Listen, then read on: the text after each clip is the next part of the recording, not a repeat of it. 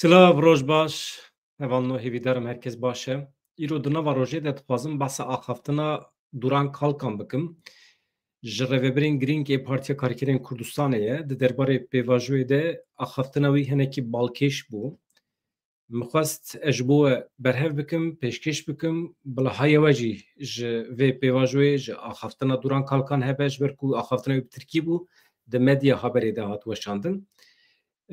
Li Tirkiye li Bakurê Kurdistanê Bakurê Kurdistanê nizanim ama li Tirkiye li Stenbolê ez zanim înternet pir xirab e.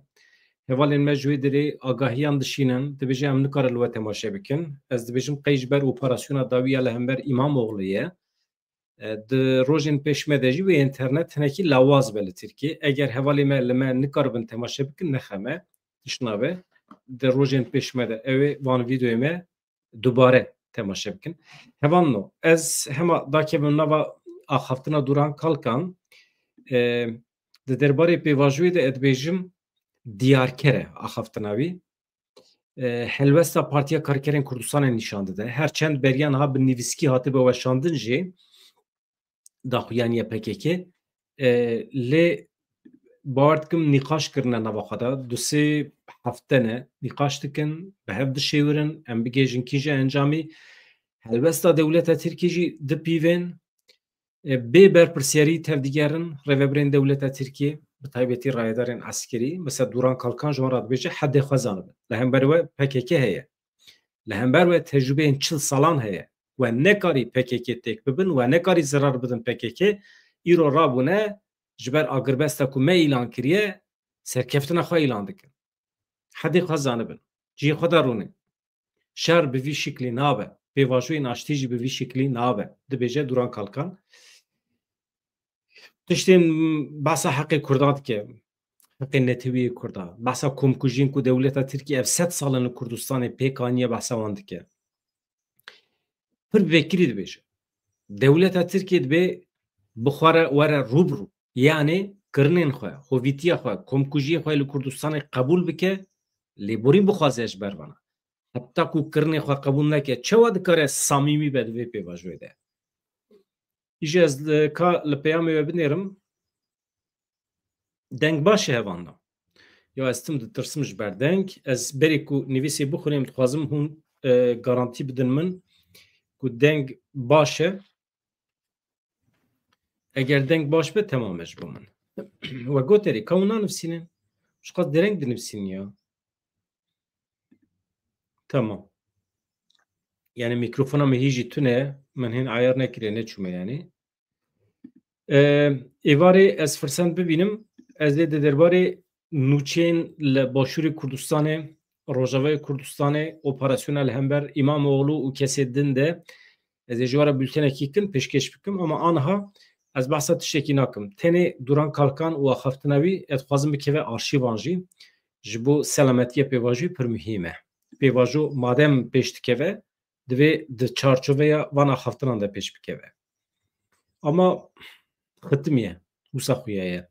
Ji gotinên Duran Kalkan xuya dibe ku xitimiye. Hevanno ez hema dest pê bikim.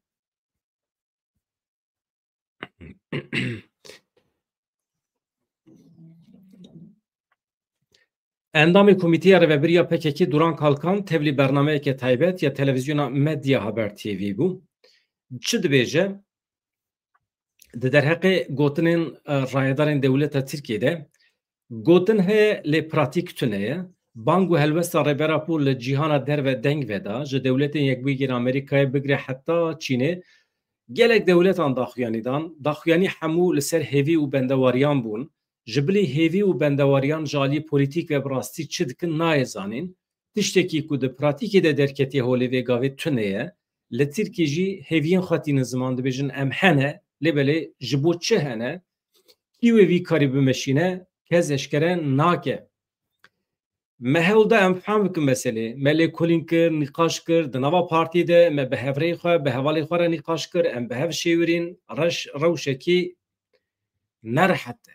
Rewşekî hêsan nine, dibêje Duran Kalkan. Piştî ku rêbera po di 27 Sibatê de bang kir, rêveberiya me ragihand ku wê banga rêbera po pêk bîne, agirbestê ragihand di vê çarçovê de, ji aliyê me ve tiştekî ne hate kirin nema. Yani çi tişta ku ji me dahate xwestin wekê gava pêşî me kir. Ji bo destpêkê diviya bû bahate kirin ji aliyê me ve hemî hatin kirin. Kes ne li bendê bû ku rêbera pû bi vî rengî bangekê bike. Bawer nedikir kesî digotin bi vî rengî nabe lêbelê rêbera pû banga xwe kir di pêvajoya 2013-2014 de jî me ji rêber Apo re xeber şand me got dibe ku em rêveberê şerin em dikarin şer heta asteyekî bilind jî bi rêve bibin lêbelê em nikarin bibin rêveberiya aştiyê. Tenê rêber Apo dikare pêvajoyê aştiyê bi rêve bibe. Lewma divê mijarê de divê zêde tiştekî ji me neyê hêvî kirin. Divê namê de jî nameya ku divê pêvajoyê de me ji îmraliyê re şandiye divê namê de jî me aynî tiştî gotiye. Tiştek ku me di namê de got di daxuyaniya yekî adarê de yek bi yek me bi raya giştî re parve kir. Yani eger wê kongre were kirin betalkirina PKK çekdanîna wê eger were nîqaş kirin ev yek tenê rêber Apo dikare bike. Wekî din kes nikare bike. Divê ji kesekî din hêvî neyê kirin ku vê bike. Beriya bangê jî, dewletê jî, rêber Apo jî helbesta me zanîbûn. Me ji raya giştî re eşkere kir. Raya giştî jî pê dizane. Bi vî rengî bang hate kirin. PKK bersiv da atmosferekî erînî hate afirandin. Yani ji aliyê me ve hin tiş hatin kirin. Hemî tiştê ku ji me dihate hêvî kirin me kir. Dibêje Duran Kalkan.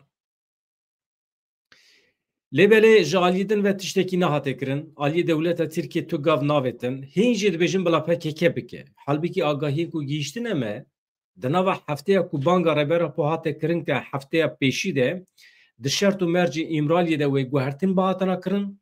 Ji ber rêber Apo bibe xwedî şert û mercên azad ên jiyanê ji bo karibe wê gav yani bihata avêtin. Ji bo ku bikaribe ji îmraliyê derkeve di nava şert û mercê azad de bikaribe bixebite dibe gavên pratikî bihatine avêtin.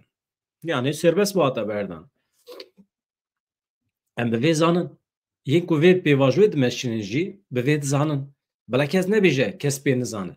Lêbelê 20 roj derbas bûn guhertina şert û mercên li îmraliyê li aliyekî 20 rojin kes nizane. Kes ji me nizane ka li îmraliyê çi dibe. Ji bilî yên ku sîstema îşkenceya li îmralî bi rêve dibin haya kesekî ji rewşa li vê derê tune ye. Haya kesekî ji rêber Apo jî tune ye. Lewma yên ku digotin piştî rêber Apo bang kir em ê jî hin tiştan bikin nekirin. Yani bahsa dewleta Tirkiye dike. Tu gavekî pratikî navetin. Desthilatdarî, hikûmet, derdorên dewletê soza xwe neanîn cih. Dewlet Bahçeli bang kiribû çi gotibû bila were li meclisê li koma meclisê a Dem Partiyê banga xwe ragihîne. Hatina li meclisê axaftina li meclisê li aliyekî yaw destûr nedan daxuyaniyekî bi dîmen jî were dayîn. Piştre jî sîstema berê wekî xwe dewam dike. Atmosferekî welê diafirînin tu bibîjî qey PKK ji rewşa xwe pir memnûn nine bêzar biye, aciz biye, dest ji çekan berdide û diçe. Yani rewşekî wisa lawaz nîşan didan.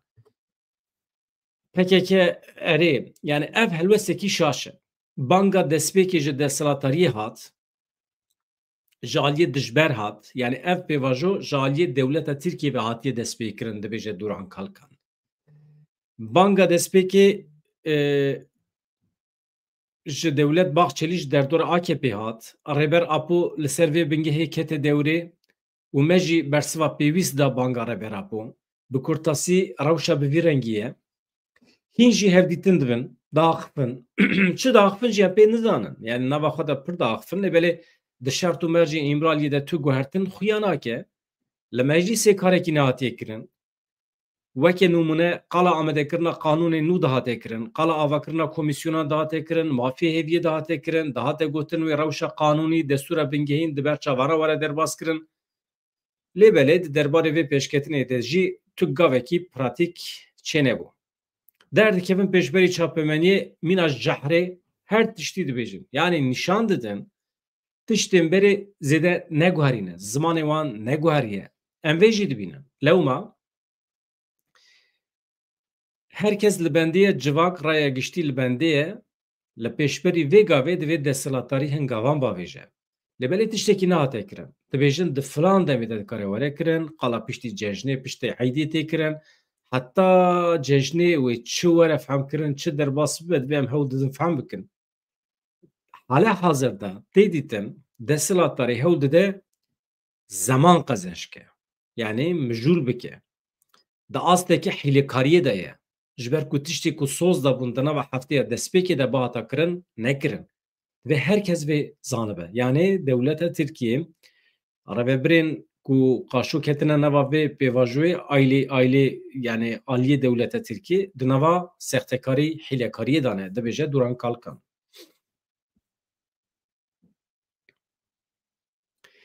Dibêjin rebera pû pêvajo da destpêkirin dibe ev rast nine gotina xwe ya beriyan hat dubare dike çima ji bo wî mihîm e ew paşê were fehm kirin. Yani rebera pû serî li wan nexistiye pêvajo nedaye destpêkirin.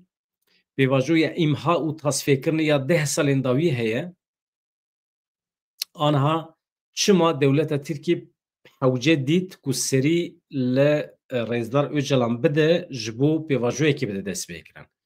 Çima dewleta Tirkiye hewce dît? Niha behsa vê meselê dike. Ve digere beriya 10 salan. Çima? Pêvajoya îmha û tasfêkirinê ya 10 salên dawî heye ku li ser bingeha plana têkbirina bikaranîna hemû derfetê Tirkiye hewl dan PKK tasfiye bikin. Yani ev 10 sale revebirên dewleta Tirkiye plan kiribûn ku PKK tasfiye bikin temamî ji holê rabikin.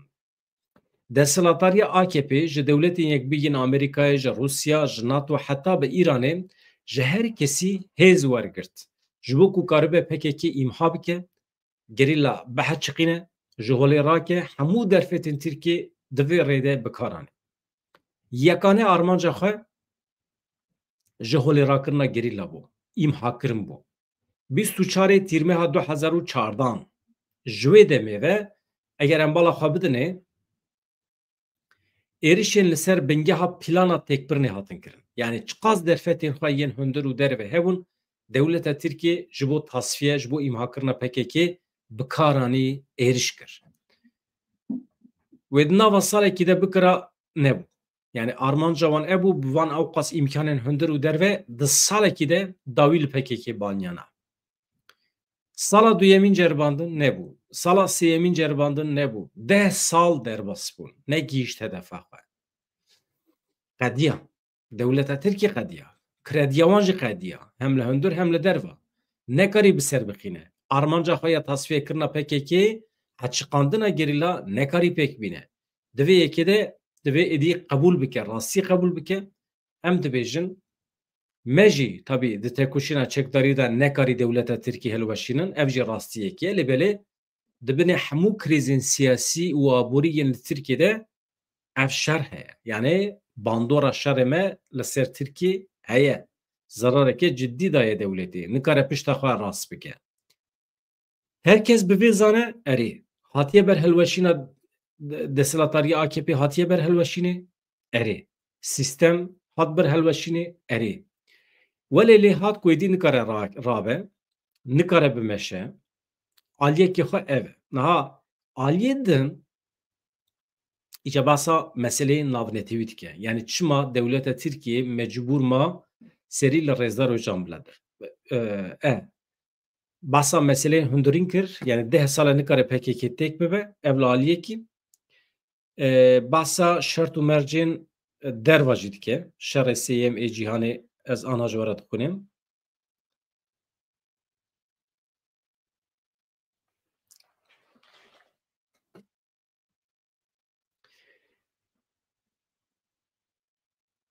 Niha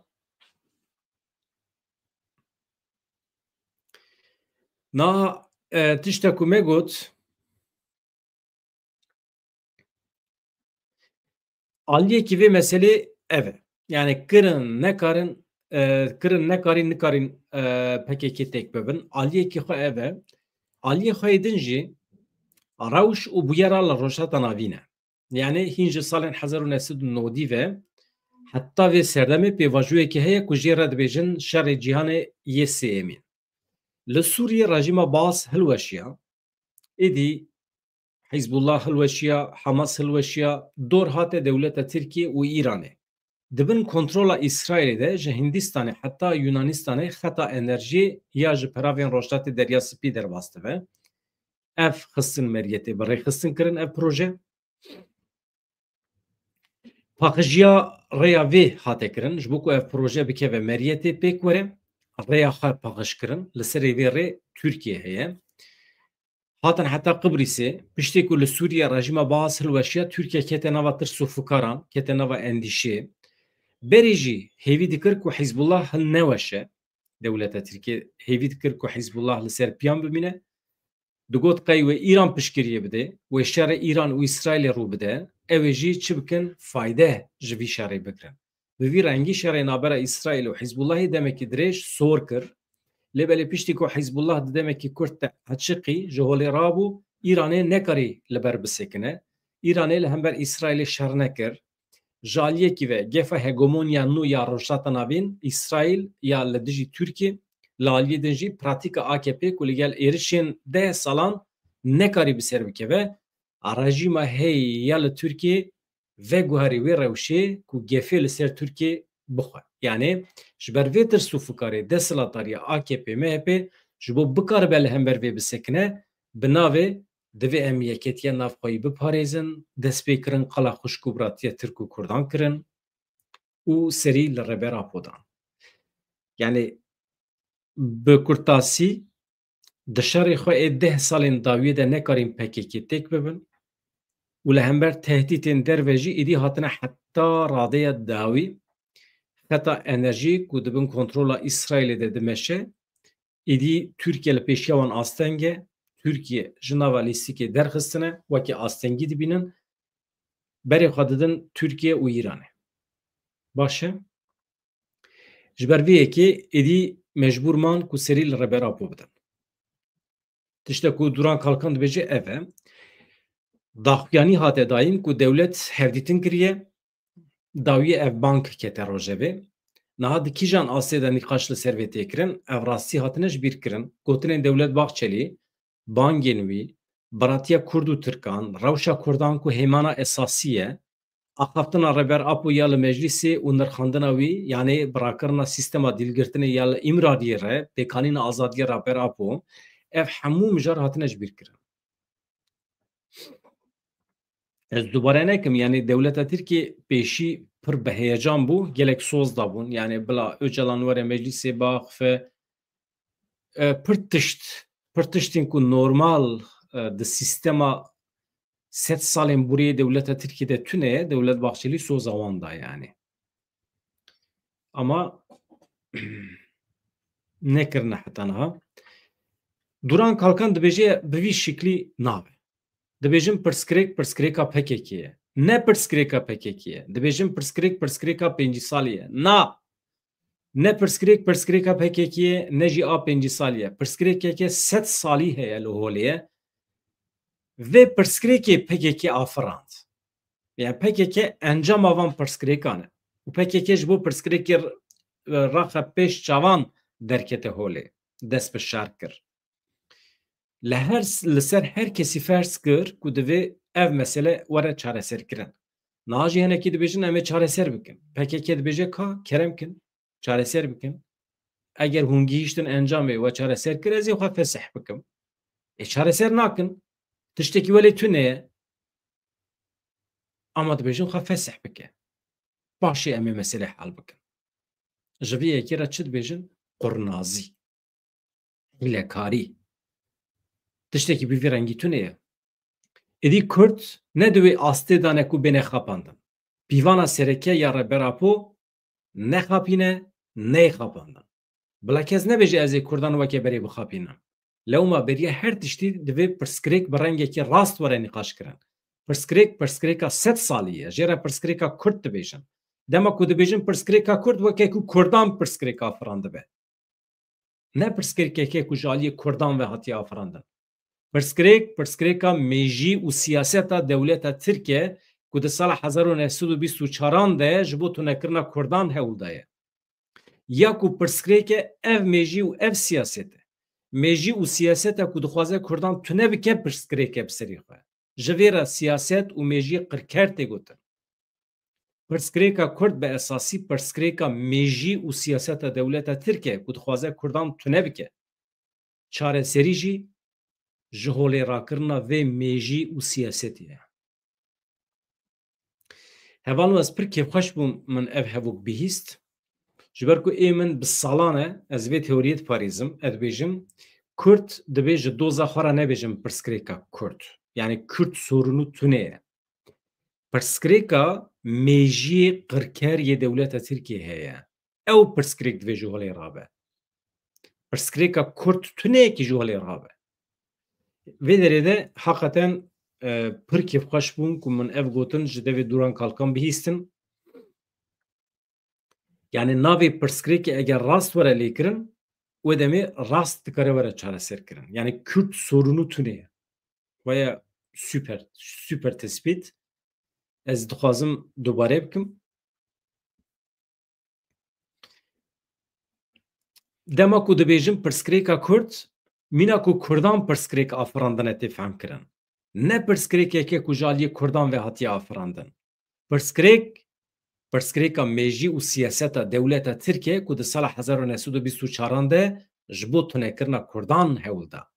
Ya ku pirsgirêke ev mejî û siyaseta dewleta Tirkiye ye. Mejî û siyaseta ku dixwaze Kurdan tune bike bi serê xwe pirsgirêk e. Ji vê re siyaset û mejî qirker tê gotin. Pirsgirêka Kurd bi esasê pirsgirêka mejî û siyaseta dewleta Tirk e. Pirsgirêka Kurd bi esasî pirsgirêka mejî û siyaseta dewleta Tirk e ku dixwaze Kurdan tune bike. Çareserî çi ye? Ji holê rakirina vê mejî û siyaseta dewleta Tirkiye. Ew qas net û zelal. Yani ev pêvajo bi çi vegirî daye? Bi guherîn û veguherîna mejiyê dewleta Tirkiye veguherandiye. Bi girêdayî ye. Dewleta Tirk kengê mejiyê xwe, aqlê xwe biguherîne, kengê siyaseta xwe biguherîne, wê demê ev pêvajo dikeve rê. Süper tespît.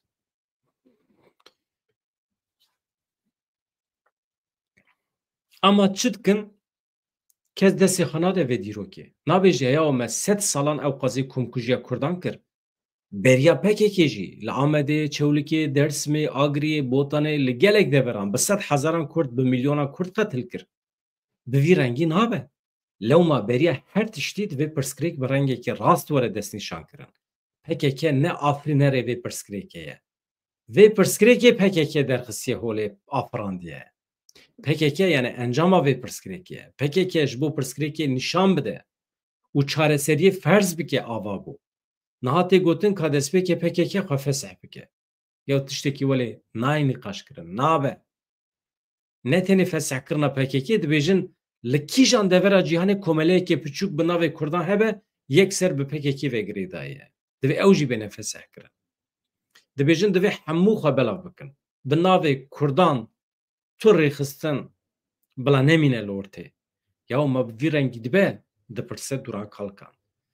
Ev çi firasetekê demokratîk e? Ev çi şêweyê çareserkirina pirsgirêka Kurd e? Ji vê re qurnaziya gundîtiyê tê gotin. Ama wisa nabêje. Ew dibêje qurnaziya gundîtiyê jî nayê gotin ji vê yekê re. Yani ew qas hêzê de tir alçaxin yani. Rêbera po ji bo van însanan ji bo dewleta Tirkiye şansê dawî ye. Yani demokratîkbûna li ser bingeha azadiya Kurdan ji bo parastina yeketiya hêyî a Tirkiye şansê wan ê dawiyê ye. Ev jî hevokekî pir balkêş e. Tirkiye ji bo ku yekparebûna axa xwe biparêze, baş e. Tirkiye ji bo ku li ser bingeha azadiya Kurdan demokratîkbûna xwe saz bike, rêbera po şansê wan ê dawî ye. Eger vî şansê xwe bikar neynin, Tirkiye perçe dibe, ji demokrasiyê dûr dikeve.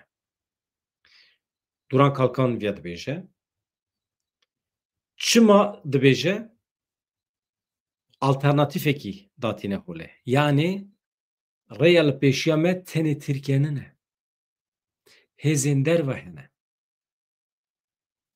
Gelek derdor hene Niha dest pêkirine bi pirsgirêka Kurd re ji nêz ve eleqedar dibin dibêje Duran Kalkan.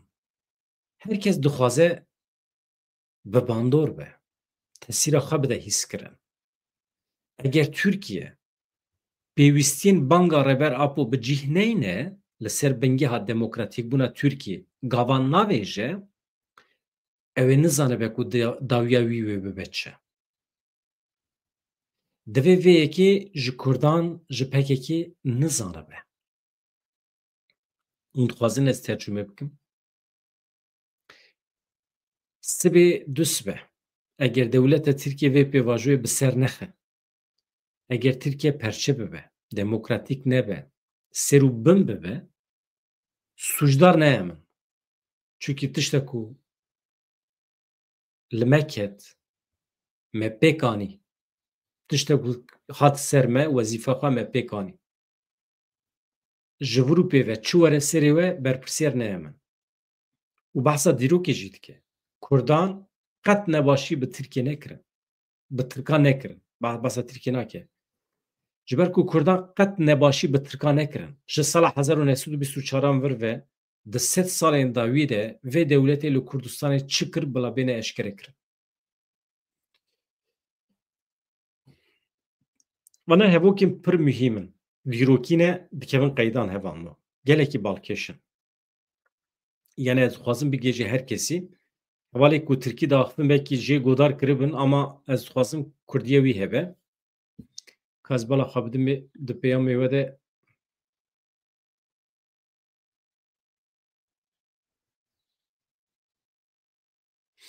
tamam. Ez devam dikim hevalino.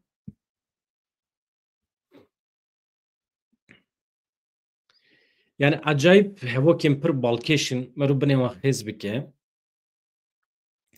Reber Apo ji bo wan şansê dawî ye, yani demokratîkbûna li ser bingeha azadiya Kurdan ji bo parestina yeketiya heyî a Tirkiye Reber Apo şansê wanê dawiyê ye. Gelek derdor hene ku bi pirsgirêka Kurd re eleqedar dibin.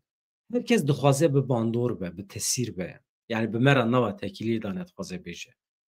Eger Tirkiye pêwîstiyên banga Reber Apo bi cih neyne, eger Tirkiye li ser bingeha demokratîkbûnê gava navêje, ew ê nizanibe çi were serî wî di dawiyê de. Divê vê yekî dî ji Kurdan ji PKK nizanibe ranebe me sûcdar neke. Ji ber ku Kurdan qet nebaşî bi Tirkan ranekiriye. Ji sala 2024 vir ve di sed salên dawiyê de vê dewletê li Kurdistanê çi kir bila bêne eşkerekirin. Bila pêre rûbirû be.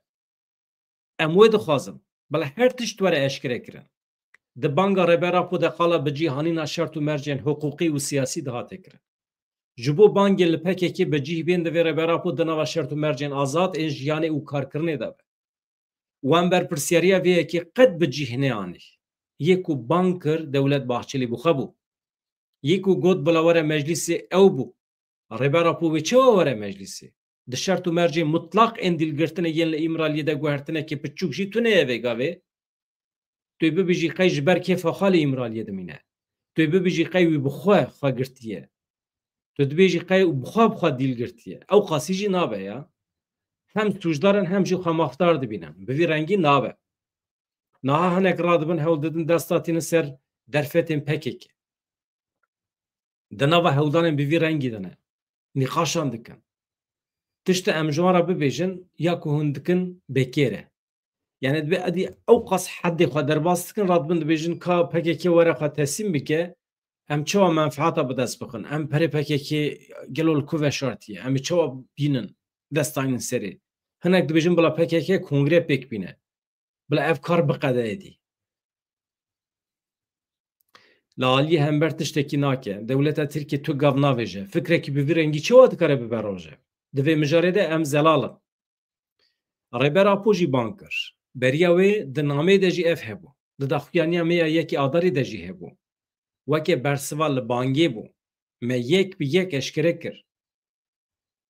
Me bi rastî bi kêmasiyan şerekî kir. Em bûn rêveberiya vî şerî. Başî nebaşiya wê dikare were nirxandin. Lêbelê aynî rêveberî em nikarin di vê pêvajoyê aştî û çareseriyê de bixebitin. Hêza me têra vê yekê nake. Binêrin. Heman rêveberiye yani rêveberiya PKK em nikarin di pêvajoya aştî çareseriyê de cih bigirin. Yani em nikarin e em nikarin rêveberiya vê pêvajoyê bikin yani dixwaze wisa bêje hêza me terê nake. Çünkü em rêveberiya şer in. Tenê rêberapo dikare di vê rêveberiya aştî de cih bigire. Me got lewma di daxuyaniyê de jî me ragihand. Yekane kesê ku li ser mijara komkirina Kongre li ser mijara çekdanînê biryar bigire rêberapo bi xwe ye. Rêberapo wê Kongre li hev bicivîne, bi rêve bibe. Tenê ew dikare van biryaran bigire. Tenê ew dikare biryaran bi PKK bide wergirtin. Herhal hinekî vê yekê şaş fehm dikin. Yan jî dibêjin qey mebesta me, armanca me negîştî armanca xwe. Yani xwe jî rehne dike. Yani dibe ku dibêje dibe ku me armanca xwe, mebesta xwe baş nedabe fehm kirin. Yan jî PKK baş fehm nedikin. Ew PKK baş fehm nakin.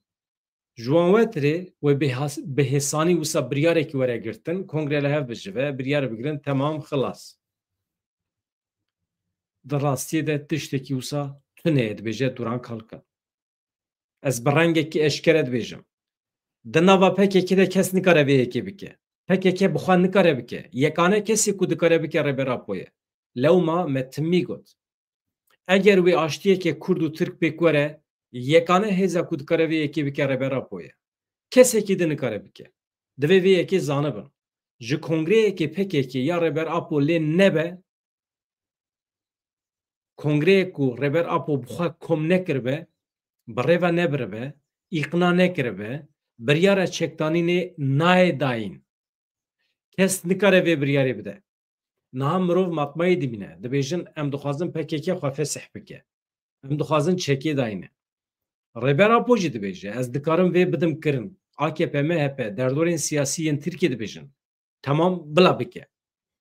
Eger hûn ji dil bin, rêberapo jî dibêje ez dikarim bidim kirin. Madem wisa ye, ya bihêlin bila were. Bila were, bila kongrê li hev bicivîne, biryara fesihkirinê jî bide wergirtin, biryara çekdanînê jî bila bide wergirtin, PKK jî bila fesih bibe û çek jî bidanîn. Eger armanca we fesihkirina PKK û çekdanîn be, wê demê rêberapo dikare vê yekê bike. Hûn çima rêberapo serbest bernadin? Hûn çima rêberapo li îmraliyê di nava şert û mercên dîlgirtinê de dihêlin? Çima ev yek jî nîşan dide niyeta wan cuda ye. Ya rast hew didin mijûl bikin. Di binî de çi hevdîtinan dikin, çi dikin ne kifşe ne diyare. Eşkere dibe ku ne ji dilin, ne samîmî ne. Kongreyekê PKK ku rêberapo ne azade, bi rêve nebiribe, tevlî nebûbe, tu carî nikare biryara çekdanînê bigire. Nikare biryara fesihkirinê bigire. Nikare werbigire ya. Tu kes nikare vê biryarê bide wergirtin. Tenê û tenê rêberapo dikare vê biryarê bide wergirtin. Çima vê yekî fehm nakin? Di nava meselê de fen heye, hîle heye. Her kesî ku niha çek di destê wan de heye, ji bo azadiya fîzîkî ya rêberapo çek girtine derketine serî çi ye. Li ser vê yekê sond xwarine. Heta ku azadiya fîzîkî ya rêberapo nebîne, yek ji wan jî çekdanayîne. Kes nikare bi wan çekê bide danîn. Rêveberiya me, fermandariya HPG, kesekî nikare çek bi wan bide danîn. Tenê dikarin çekê xwe bidin rêberap. Gel jî qebûl nake. Gel jî dibêje. Rêberapo wê azad bibe, paşê. Ev tabii meseleyekî cuda ye. Lê ev şervan, şervanên fedayî ne. Heta niha her kesî dît ew şervanin. Xwe bi hezaran carî îspat kirine. Tenê azadiya fîzîkî ya rêberapo dikare çeka di destê wan de ji wan bide standin. Yekê din kesekî nikare. Ev yek ne gefe, ne tehdît e, ne şantaj e. Bila kes bi vî rengî fehm neke. Ev vegotina rastiyê ye. Ji ber ku wekî din nayê fehm kirin, em neçarman bi rengekî eşkere bînin ziman. Dibe ku bi vî rengî fehm dikin. Hûn rêveberiya PKK ne. Hûn naxwazin bikin. Em nikarin bikin ya. Xwestin, nexwestin tiştekî din e. Yani em dixwazin, naxwazin ne mesele ye. Ew Lê em nikarin bikin. Nemimkün e. Yani hêzekî bi vî rengî ya rêxistina me tuneye dibêje duran kal. Hekeke ne rêxisineke welê ye ku biryar bi vî rengî wisa hêsan bide û li hev kom be û xwe fesihke û çeka dayîne. Hekeke ne wisa ye.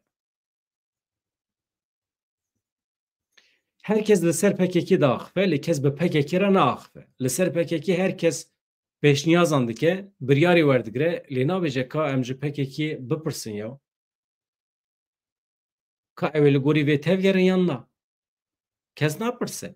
Tenê dibêjin wan ji Reber Apû pirsîne, Reber Apû jî xistine nava şert û mercên mutlaq yên dîlgirtinê li Ûmraliyê. Yani bi vî rengî nabe yani di nava di bin şertên dîlgirtinê de biryara fesehkirina rêxistinê nayê dayîn, dibêje duran kalkan. Ji vê kiryarê re samîmiyet hevgirtin nayê gotin. Eger wê bi rastî jî samîmî û hevgirtî bana, eger di banga xwe de samîmî bin, wê demê divê berpirsyariya xwe bînin cih. Agirbest bi xwe jî tê rexnekirin. Bilançoyê HPG heye, êriş tê nekirin. Rewşa li eniya şer çi ye? Yani hemî têne eşkrekirin. Agirbesta PKK çi qasî ketiye meriyetê. Li ser agirbestekî jî yani behsa dewleta Tirkiye dike. Divê li dijî agirbestê jî rabûn. Me got ji aliyê xwe ve em çekan bêdeng bikin, qet nebe bila axaftin bê hêsanî werin kirin. Balkêşe aliyê hemberî me li hember agirbestê derket. Destpêk wê gotin baş e, piştî çend rojan jî çi bû derhal ji binî ve navendekî qirker heye. Welê tê fehm kirin, navenda dijminê Kurd, şerê taybet bi Dewlet Bahçelî da gotin, em agirbestê nas nakin. Yani navenda şerê taybet ê Dewleta Tirkiye bi Dewlet Bahçelî daye gotin ku em agirbestê nas nakin. Bila tenê çekî xwe dayînin, xilas. Em çawa ji vê bawer bikin? Eger hûn li dijî agirbestê bin, hûn ê çi bikin? Hûn ê vê pêvajiyê çawa birêve bibin? Ne karekî aqilane ye, nayê fehm kirin. Dibêje agirbest tune ye, divê PKK dest ji şekan berde û teslîm bibe. Bi taybetî wezîrekî wan ê parastinê heye, jê ra dibêjin Yaşar Güler çi ye? General e, 41 salê weşer kiriye li hemberî me. Eger we tek biribe divê PKK ji holê hatibe rakirin. Çima te nekarî serkeftina xwe ragihînî? Niha piştî ku PKK agirbest ragihand ketiye aqilê te tu rabûyî dibêjî em bi ser ketin. Piştî ku PKK agirbest ragihand hate bîra te ku tu bi ser ketî. Eger bi rastî jî tu bi ser ketibî, çima te berê serkeftina xwe ranegihand? Bi têkoşîna çekdarî me heta ciyekî pêşketin afirand. Ev pêşketin hemû bi têkoşîna çekdarî bûn. Lêbelê me nekarî aliyê dijber bi temamî têk bibin, ev rast e. Pirsgirêka Kurd bi temamî tenê bi têkoşîna çekdarî çareser nebû. Ev nemimkün bû. Me nekarî vê bi ser bixin. Lêbelê niha hin generalên ku serketin bi dest nexistine, radibin dibêjin em bi ser ketine. Piştî ku me agirbest ragihand derketine holê, behsa serkeftina xwe dikin. Radibin banga teslîmiyetê dikin. Bi dîtina min, ew Wezîrê Parastinê Yaşar Güler, Wezîrê Karê Derve Hakan Fidan hewl didin vî karî xirab bikin vê pêvajoyê. Çûn Sûriye jî, çûn Iraqê li cîhanê digerin. Em zanin ka çi bikin, agahî ji me re tên, li her devera ku diçinê jî wê derê ji bo xirab bikin, Kurdan reş dikin. Ji bo xêra Kurdan tu tiştekî naxwazin, her tim bi rengekî dijberê Kurdan dixebitin. Heyeta ku piştî peymana li Şamê çû Sûriye jî şêwirmendê mîtê jî tevlî bû, ji bo Kurdan asteng bikin çûn wê derê. Yani îsrar dikin dibêjin em bi ser ketine, ew ê werin teslîm bibin. Yani me binax dikin. Eger we binax kiribin, wê demê çima hûn bang dikin ku werin teslîm bibin? Eger we em têk biribin, çima hûn bang li me dikin werin teslîm bibin? Biçe bi goyê wan bigire madem wisa, madem tu bi ser ketî, rewşa bi vî rengî ne? Yani divê raya giştiya Tirkiye vê zanibe. Divê rêveberiyên AKP MHP vê zanibin. Ew generalin ku li hember gerîlayên Kurd serketin bi dest nexistine. Yani generalên we li hember gerîlayên Kurd tu serketin bi dest nexistine. Wê li vê mikur ew ê qebûl bikin. Her wiha têk neçûn jî. Em vê dibêjin. bi ser jî neketin. Wê demê divê bibêjin bi çekê ji vê û pê ve tiştekî naykirin. Yani çek êdî heta vê derê hat rast e. Bi vî şiklî firsendê bidin hukuk û siyasetê. Hîn jî hewl didin hukuk û siyasetê asteng bikin. Wekê ku navendeke darbeyê tevdigerin. Yani ew teqez ji bo xêra vê pêvajiyê naxebitin. Em bi vî rengî nabînin. Divê zor nedin sebra me. Hekeke tu carî negotî em ê teqez serkeftina mutlaq bi dest bixin. Yani got serkeftin heye, em dikarin bi şerefa xwe li ber xwe bidin, em dikarin şehîd jî bibin, em timî bi vî rengî meşiyan. Heta niha jî rewş bi vî rengî bû. Hêza xwe ya meşandina vê yekê berxwedanê heye, ya hêza me heye. Em hewl didin bi rêya şer yani anha jî dewleta Tirkiye hewl dide bi rêya şer vê pêvajoyê sabote bike. Wekî numune li Kobanê malbatekî ji malbatekî neh kes şehîd xistin, qetil kirin. Dibêjin berpirsyarê Wîkiye vê bêdîtin. Ji birî wezîrê parastinê kes nikare vê bike. Fermanê didin, dikin. Ji xwe ne tenê fermanê didin artêşa xwe jî. Welê tev digerin ku dibêjin qey fermanê didin pekekî jî. Dibêjin tavilê çekê xwe bînin teslîm bikin. Tu fermanê didî kî ye?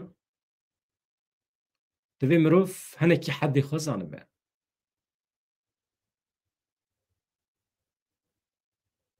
Li cem rayedarên dewleta Tirkiye pirsgirêka ciddiyetê heye. Erê kompleks heye. Bi ser neketiye nikare lê mikur were. Li pê serkeftina erzan e. Yê ku serkeftina erzan bi dest bixe, bi kêrî vî welatî, bi kêrî vî dewletê naye. Nekarîn PKK têk bibin, nekarîn tasfiye bikin, ew ê qebûl bikin. Ev yek di bank daxuyaniya Rebera Xwe jî heye. Yani dibêje ji Wezîrê Parastinê Dewleta Tirkiye re Yaşar Gülen re li hemberî te PKK heye, hinek ciddî bin, hedê xwe zanibin. Banga çekdanînê û falan û bêvan li me nekin. Çil salê hûn şer dikin we nikarî gavekî bavêjin. Ez dibêjim ew qas bes e, di derbarê Qesedê û Rojavayê Kurdistanê de jî gotinî wî hene, lê ez dibêjim qey van tiştana hûn zanin. Yani peymana ku di navbera Heteşî û Qesedê de pêk hatiye, kêfxweş e, yani dibe normal e, siyaset e, mirov dikare peymana jî îmze bike, mirov dikare li hev jî were. Ama komkujiya li Elewiyan şermezar dike, ewî dibe mirov pêşî lê bikire. Hevan bi vî şekliyê axaftina duran kalkan deqekî yani mesele ev e. Ji we rica dikim hevan ez wey dîsa ji vê dirêj dibînim ku înterneta li Stenbolê bi taybetî gelekî lawaz e. Ê me jî bajarê ku herî zêde lê temaşevanê me hene ê kanala me ya YouTubeê. Stenbolê ji ber vê hinekî tesîr li temaşevanê me dike. Ez dibêjim qey pêvajo hevanno pêvajo anha rawestiyaye, pêş nakeve. Tiştî ku Duran Kalkan gotiye pir balkêşin. Hevalên ku xwe negihandin serî, ez pêşniyaz dikim piştî ku vîdeo bi dawî bû herin serî ji serî ve godar bikin û vîya van tiştê ku Duran Kalkan gotiye hûn jî dikarin di daxuyaniyê xwe de, di civînên xwe de, di sohbetên xwe yê hevala de bikar bînin. Tiştên pir mîhîm in. Dewleta Tirkiye dibe bi kirinê xwe re were rûbirû. Komkujiyê ku ev 100 salin li Kurdan kiriye dibe qebûl bike û lêborîn bixwaze. Dibe qebûl bike ku bi şer nekariye gerî layên Kurdistanê têk bibe, dibe vê jî qebûl bike. Li xwe mikur were. û wekê gava yekem jî divê Rêzdar Öcalan azad bibe, şert û mercên xebatê jê re were vekirin ku bikaribe 24 saetan bersiv bide telefonê û bi dîmen biaxive. Mesela anha şiklî ku ez bi were diaxivim teknîk e ne? Yani ew jî Rêzdar Öcalan jî dikare bi vî şiklî bi Qandîlê re bide bistîne yani. û kongre birêve bibe, pêvajoya aştî birêve bibe. Dikare yani. Madem dewleta Tirkiye dixwaze aştî çêbe, xuşkûbiratiya Kurd û Tirkan çêbe, wê demê mîmarê vê yekê Rezdar Öcalan e. Dikare yani. Wê demê bila şert û merc biafirîne dewleta Tirkiye. Hevan ev yek. Ha tişta din eger dewleta Tirkiye vê yekê pêk neyne wê çawa be, hêzên navnetewî bi tevgera Kurd re ketine nava Tekiliyê, ew dibêje Duran Kalkan dibêje yani. Alternatîfên cuda hene. Pîlan û projeyên İsraîlê û Amerîkayê ên Ewropayê hene. Türkiye li pêşiya wan asteng e. Dixwazin Tirkiye bertiraf bikin. Eger Tirkiye pêk neyne sibê du sibe perçe bibe dibê sûcdar neye min. Bala kes nê hesab ji me nexwaze. Tiştek ku hat ser me mekir. Ew jî pir mühîm e. Yani ev axaftina dawiya Duran Kalkan. Yani nizanim. Pir balkêş bû. Bi hêviya rojên xweş azad hevanno êvarê eger imkan bibînim ji we re bültenekê hazîr dikim. Yani saat 6 nebe jî saat niha da. Ez bifikirim ya îro mîvanê me hebû acaba? Cana ji bîr dikim. Dem baş, silav rêz.